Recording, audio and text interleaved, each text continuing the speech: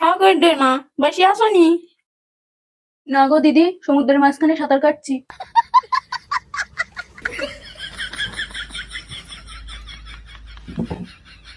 সাগরের মা, তোমার মায়েরা দেখলাম কোন পোলার লগে বাইক হেঁটে কোন জায়গায় যাইতাছে। কি দিনকাল পড়ল গো দিদি, মায়েরা পোলাগুলোকে কি সব কইরা বেড়ায়, সে মুখে কখন যায় না। সি সি সি, দিনকাল ভালো না দিদি, মায়ের একটা ব্যবস্থা করো। বলা যায় না কখন কি হইয়া যায়। बात तो सही है। ठीक है समरिया। কি ব্যবস্থা করবে শুনি? এখনকার দিনে তো সব স্বাভাবিক ব্যাপার। তুমি কি মতলবে এসেছো সেটা বলো তো।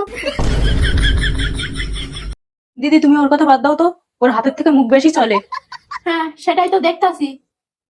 শোনো দিদি, একটা ভালো পোলা আছে, যেমন রূপ তেমন গুণ, ওইরকম পোলা লাখে একটা পাবানি। अब आए ना लाइन पे। এটাই তাহলে আসল ব্যাপার। ঘটকালি করতে এসেছো, কত টাকা কমিশন পাবে?